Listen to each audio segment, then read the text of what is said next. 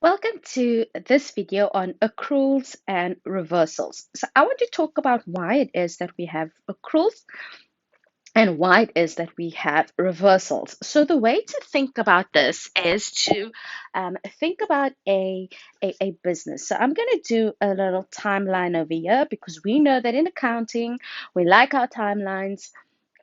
And so I'm just going to do a timeline for uh, 12 months. Okay, so that should be 12 months over there. So this over here, this is going to symbolize the financial year of the business, right? So this is going to be the financial year, the 12 months. Now, let's think about something like an electricity account. So a business typically will use up electricity during the month. So yeah, they're going to use up electricity, and then they're going to get an electricity bill.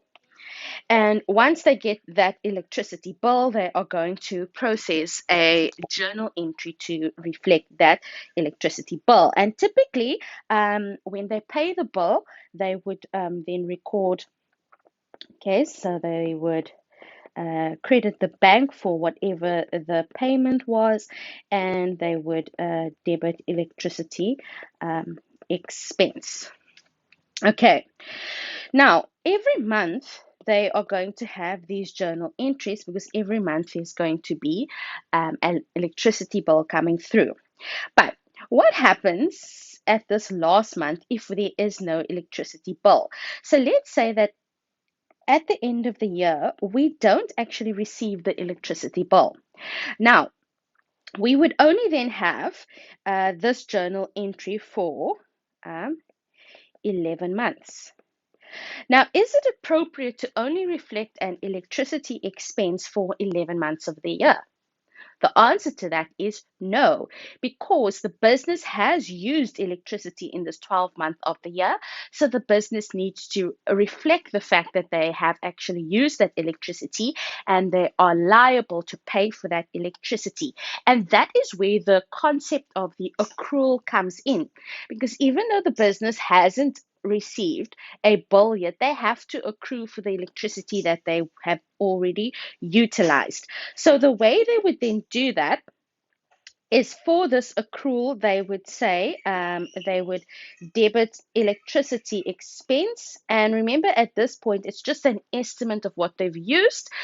But it's important that they do this because we do want to have some sort of electricity expense that approximates what it actually was. And we're going to credit an accrued electricity, okay, accrued electricity expense, right? So this over here is a liability, and we're recognizing a liability for the fact that we have incurred or we have at least utilized this electricity.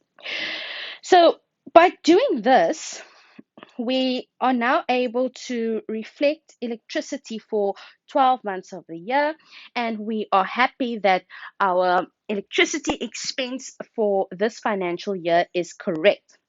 But now I want to zone in, okay, on this over here. Okay, so if I think about,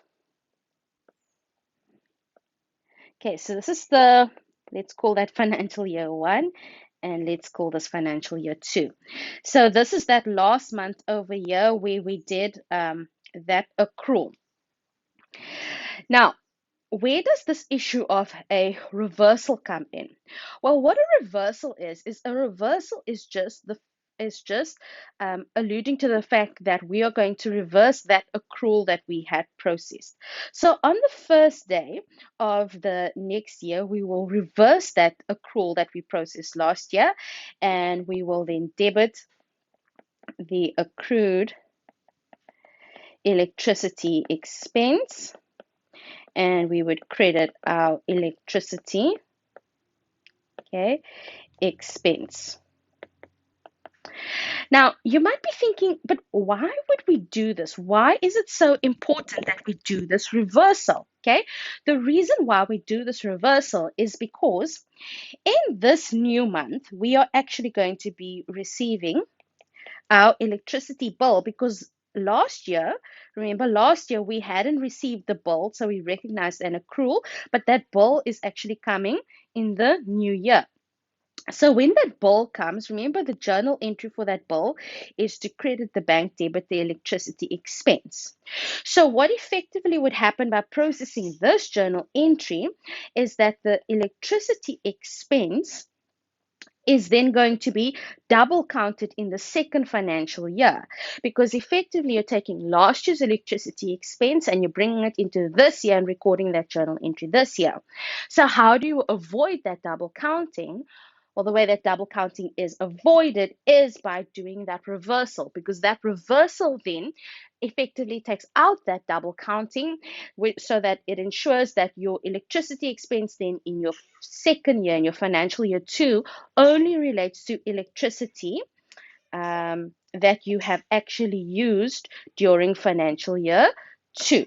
So that is why it is important that we have these reversals to make sure that our electricity in the subsequent years only reflects the electricity that was then utilized in that year. Okay. I hope that that clears up the process for you and that that makes sense. And I will see you in the next video.